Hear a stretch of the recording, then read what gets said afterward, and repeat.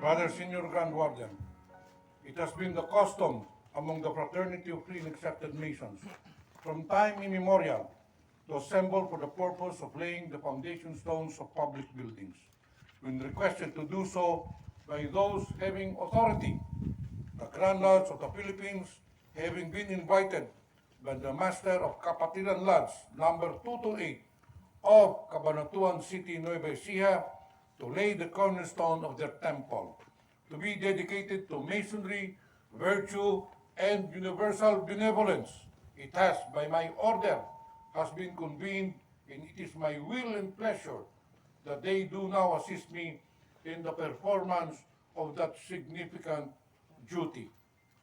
This you will communicate to the Junior Grand Warden and to the craft that they all others present may be duly notified thereof. Brother Junior Grand Warden, it is the will and pleasure of the most worshipful Grand Master that the Grand Lodge of the Philippines do now perform in laying the foundation stones of this Masonic temple. This you will report to the brethren that they and all others here assembled may have due and timely notice of this order. Brethren, it is the will and pleasure of most worshipful Johnny T. Pimentel, Grand Master of Masons in the jurisdiction of the Philippines, that the Grand Lodge do now proceed with the ceremony of laying the cornerstone of this Masonic temple. Of this you will take due notice and govern yourselves accordingly. Brother Grand Treasurer, it has ever been the custom of the craft upon occasion like the present to deposit within a cavity in the stone placed at the northeast corner of the edifice certain memorials of the period at which it was erected, so that, even the lapse of ages, the fury of the elements, the violence of man, and the slow but certain ravages of time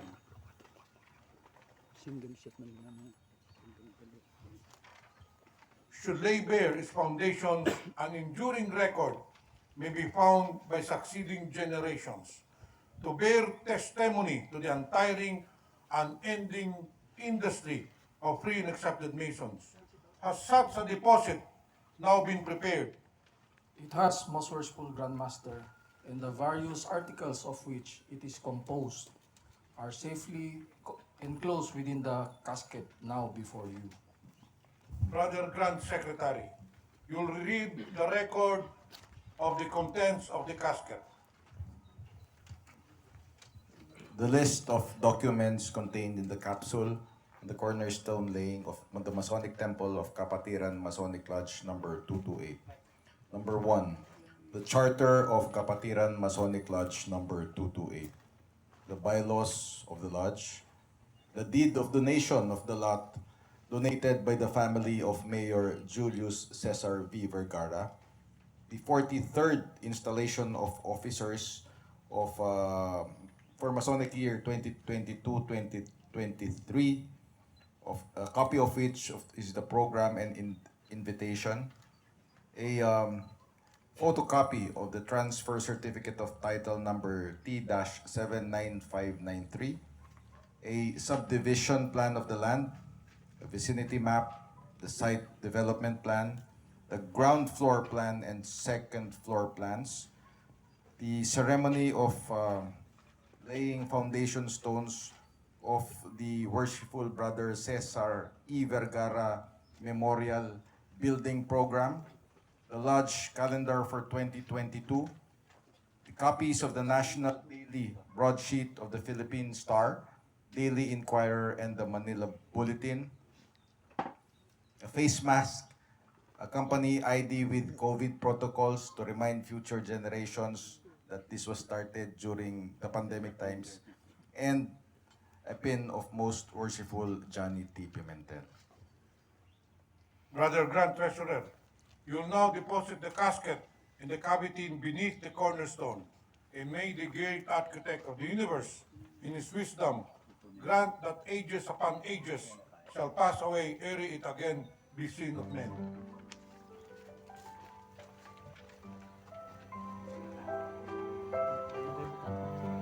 Set lang. Single shot na. Naka-video to.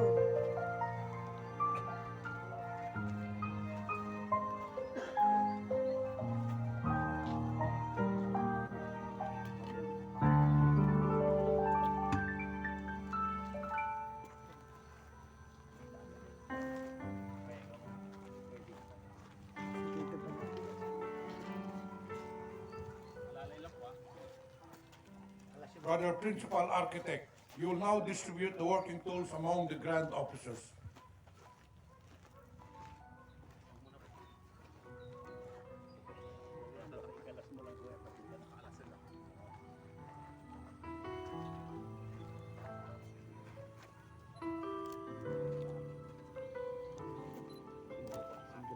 The grand officers will approach the stone and place themselves around it. We will also require all the brethren in attendance to form yourselves around the cornerstone.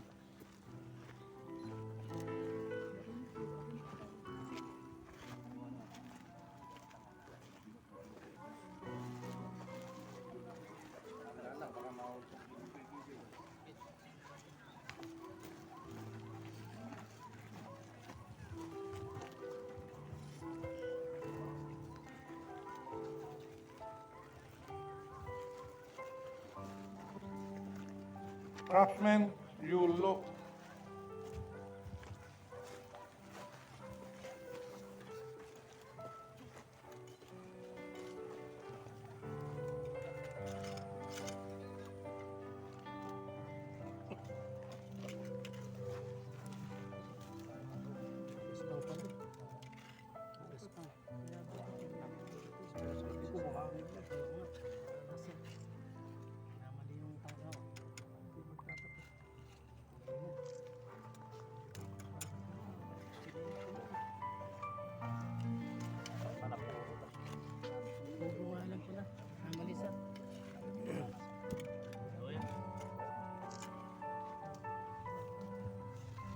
Craftsmen, you will lower the stone.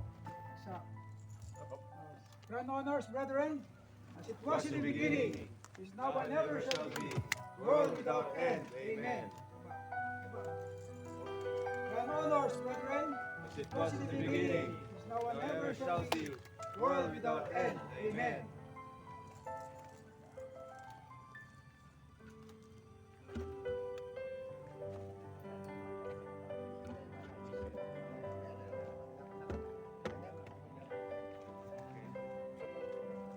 Grand honors, brethren, as it was in the beginning, is now and ever shall be, world without end. Amen.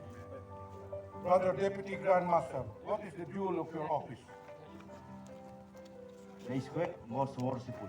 Then you will apply the square to these portions of the stone which should be squared. I have obeyed your order.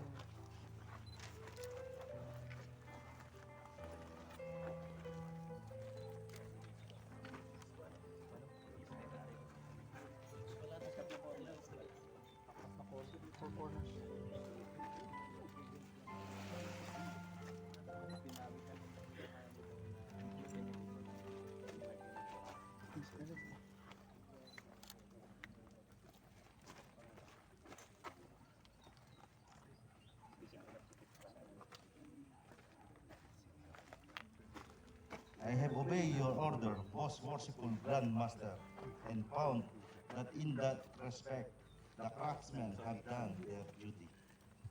Brother Senior Grand Warden, what is the jewel of your office?